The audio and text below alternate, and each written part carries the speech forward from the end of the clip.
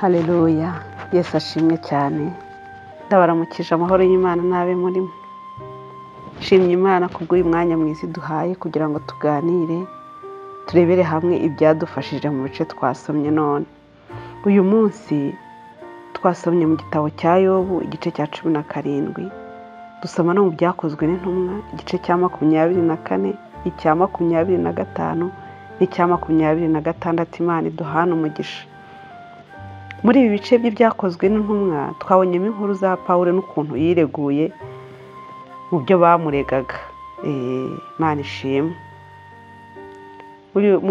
Mu gice cya 24 twahakuye umurongo twazirikanye none, umurongo wa 16 uravuga ngo nicyo gituma mpirimbanira kugira umutima utandega ikibi, ngirira Imana cyangwa abantu iminsi yose.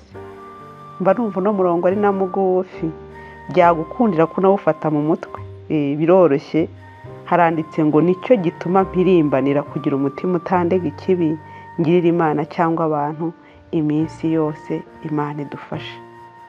Pawulo uyu yari ajyanywe kuregwa, bagira ibintu bamurega ariko ariregura. Ageze ku murongo wa 14 aravuga ati ndakwemerera iki, ariko ndakwemerera iki yuko iyo nzira aba bita igice ariyo ngenderamo, nkorera Imana y'abasogokuruza, nizeye ibyanditswe mu mategeko byose no mu byahanuwe, kandi niringiye Imana ntegereje icyo aba nabo bategereza, yuko hazabaho kuzuka kw'abakiranutsi n'abakiranirwa. Nicyo gituma mpirimbanira kugira umutima utandega ikibi, ngirira Imana cyangwa abantu iminsi yose. Imana ishimwe. Avuga ibyiringiro bye, ahamya inzira agenderamo, ariko aranavuga ati ngewe hari ikintu kindaje ishinga, hari ikintu kinteye umwete, hari ikintu kintera gukora ntaruhuka, ndahirimbana kugira ngo ntunge umutima utandega ikibi, ngirira Imana cyangwa abantu kandi iminsi yose. Imana ishimwe. Iki kintu Pawulo yavuze, ku guhamya kwa Pawulo kurakomeye. Wowe niki kiguteye umwete? Niki kikuraje ishinga? Niki gitumye udasinzira? Niki kintu kibanza muri wowe?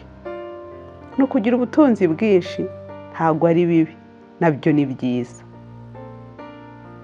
No kwiga cyane, ni ukuri Imana igushyigikire, ntabwo ari bibi, ariko ukwiye no gutunga umutima utakurega ikibi.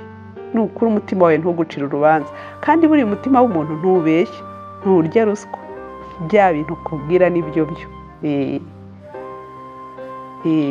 Buriya ukubwira ukuri, nubwo wakwirengagiza ariko ukubwira ukuri.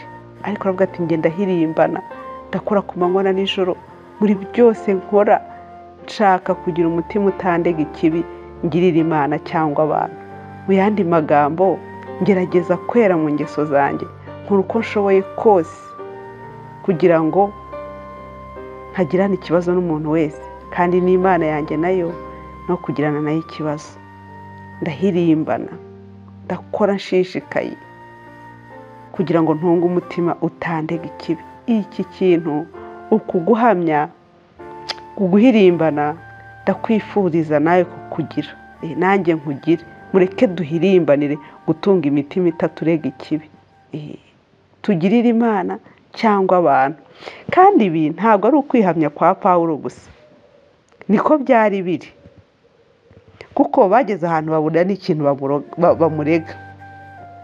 Bageze ahantu bashaka kumwohereza i Yerusalemu, babura ikintu bandika, kandi byari iby'ubwenge buke kohereza imbohe ngo utabisobanuye.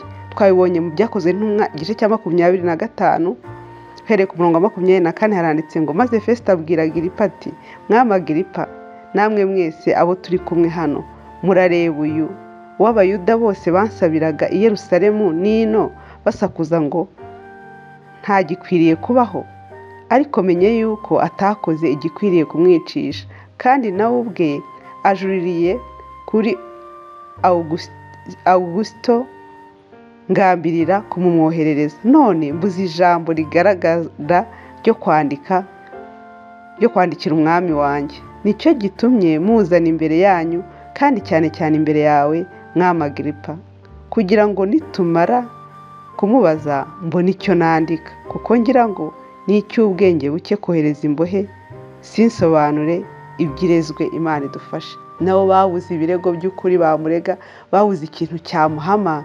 kimuhindukira icyaha. Reka abantu bajye bakurega ibinyoma, bo kukurega iby'ukuri. Ntago byabura ko abantu bagira ibyo bakurega, ariko reka bo kukurega iby'ukuri bakurega ibinyoma.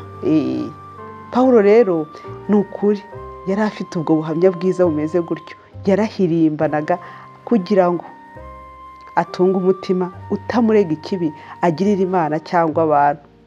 Nawe nanjye mureke duhirimbane, tugire umwete wo gutunga umutima utaturega ibibi. Twirinde mu byo dukora, twirinde mu buryo tuvuga, twirinde uburyo tubana n'abandi. Bizatuma dutunga imitima itaturega ikibi. Tubanze Imana imbere, tuyitumbire, tuyiringire, dukore ibyo ishaka, tugendere mu gushaka kwayo. Nicyo kizadutera gutuma tugira imitima itaturega ikibi. Ujye uhirimbana iteka, wumve ijambo ry'Imana kandi urishyire mu bikorwa, urikurikize. Ujye uhirimbana iteka, usenge, ubane n'Imana, ugirane ubumwe n'Imana. Bizatuma utunga umutima utakurega ikibi.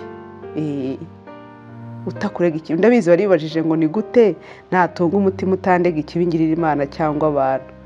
Ni ukwizera Imana, ni ugukunda kuba mu ijambo ry'Imana, ko niho tumenyera iby'Imana ishaka, hanyuma tukabishyira mu bikorwa. Hanyuma ikindi ni ugukunda gusenga no kumvira umwuka. Bizatuma utunga umutima utakurega ikibi.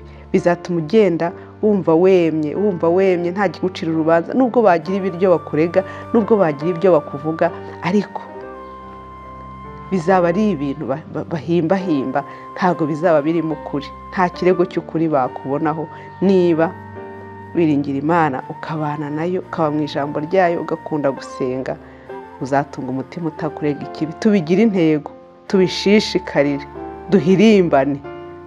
Imana idushoboze mu izina rya Yesu. Amen.